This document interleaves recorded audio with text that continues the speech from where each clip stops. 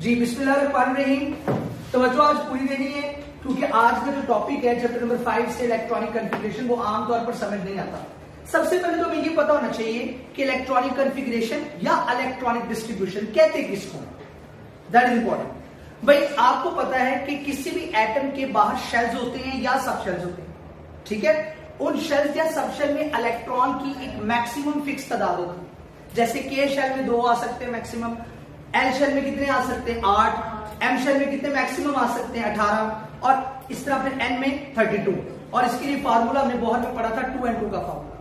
उसके बाद हमने जब क्वांटम नंबर्स डील किए थे तो हमने second type of quantum number पढ़ी थी जिसका नाम था एजीमुथल क्वांटम नंबर या एंगुलर मोमेंटम क्वांटम नंबर। उसमें हमने पढ़ा था कि किस तरह से हम maximum number of electrons identify कर सकते हैं किसी भी सब शेल में, ठीक है। S, P, D and F. तो एस में मैक्सिमम इलेक्ट्रॉन कितने आते हैं 2, पी में मैक्सिमम कितने आते हैं 6, डी में मैक्सिमम कितने आते हैं 10 और एफ में मैक्सिमम कितने आ सकते हैं 40। ये बात आपने principal quantum number azimuthal quantum number में 2 × 2l+1 फार्मूले से पढ़ी। क्लियर होगी बात? अच्छा, अब हमने क्या कर रहे हैं, हमारे पास पीरियोडिक टेबल में जो एलिमेंट्स हैं उनके इलेक्ट्रॉन्स की तादाद जो एटॉमिक नंबर कहलाती है उसको हमने उनके शेल्स या सब शेल में डिवाइड करना होता है, तकसीम करना होता है, डिस्ट्रीब्यूट करना होता है। That is called as electronic distribution या इलेक्ट्रॉनिक कॉन्फ़िगरेशन। तो मैंने डेफिनेशन लिख दी है, the distribution of electrons in shells और शेल्स या सब शेल में इलेक्ट्रॉन को जो हम तकसीम करते हैं उनके इलेक्ट्रॉन्स की तादाद हम शेल्स में लिखते हैं, that is called as electronic distribution या इलेक्ट्रॉनिक कॉन्फ़िगरेशन।